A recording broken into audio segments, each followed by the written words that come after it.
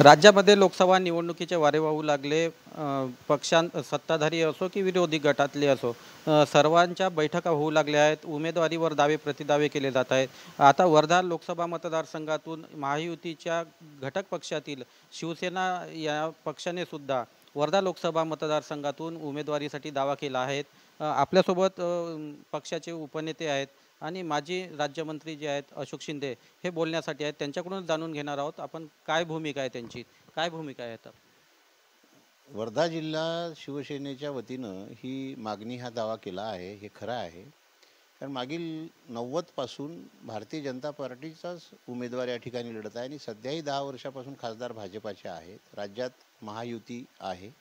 अशा परिस्थितीमध्ये सगळे पदाधिकारी कार्यकर्ते पक्षबांधणी करत असताना आता हा विषय पुढे आला बैठकीत, की बा आम्ही किती वेळ फक्त कार्यकर्ते म्हणून काम करायचं, जबाबदाऱ्या पार पाडायच्या, बूथ सांभाळायचे किंवा अजून प्रचाराचा भाग बनायचं किंवा संघटन बांधणीचा भाग बनायचं.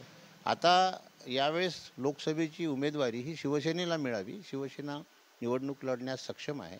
कारण गेल्या 40 वर्षातला आमचं वर्धा जिल्ह्यातलं शिवसेनेचं कार्य आहे.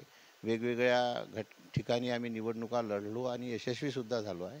या पार्श्वभूमीवर युतीच्या नेत्यांनी आणि शिवसेनेचे प्रमुख नेते एकनाथभाई शिंदे राज्याचे मुख्यमंत्री यांनी हा विचार अवश्य करावा आणि वर्धा लोकसभा मतदारसंघ हा युतीमधून शिवसेनेकडे घ्यावा, अशी कार्यकर्त्याची प्रबळ इच्छा आहे. की तेच ते आता थांबवा आणि शिवसेनेकडे हा मतदारसंघ घ्या. आणि यामुळेच ही मागणी पक्षाच्या नेत्यांकडे शिवसेनेच्या वतीनं करण्यात येत आहे. शेवटी युतीमधील नेत्यांचा आणि पक्षाचे प्रमुख नेते एकनाथभाई शिंदे यांचा जो काही निर्णय असेल, तो निर्णय शिवसेनेच्या सर्व कार्यकर्त्यांना, शिवसैनिकांना बांधीलच असणार आहे. भाजपचा या ठिकाणी खासदार आहेत आणि भाजपचं मोठं जे बांधणी आहे ती मोठी आहे. शिवसेनेची सुद्धा बांधणी आहे.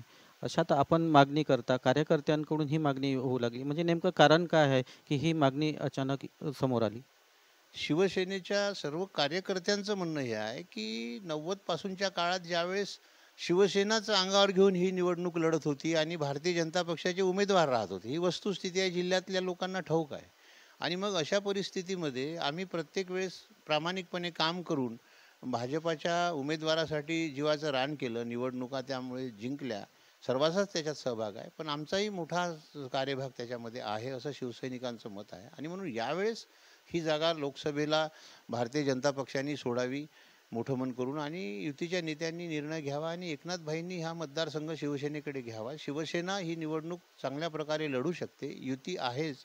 आणि म्हणून मुद्दाम ही जागा लोकसभेची शिवसेनेकडे दिली पाहिजे, अशा कार्यकर्त्यांचा आग्रह आहे. आणि त्यामुळेच हा आग्रह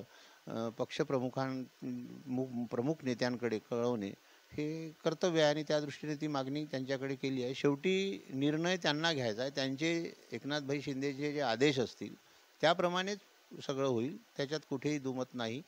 पण मात्र मागणी आम्ही आमच्या क्षमतेच्या भरोशावर करत आहोत, हे सत्य आहे. नक्कीच भाजपाने मोठं मन करून ही जी वर्ध्याची उमेदवारी आहे ती शिवसेनेकडे सोडावी, अशी मागणी माजी आमदार अशोक शिंदे यांनी केली आहे. नरेंद्र मोते, न्यूज 18 लोकमत, वर्धा.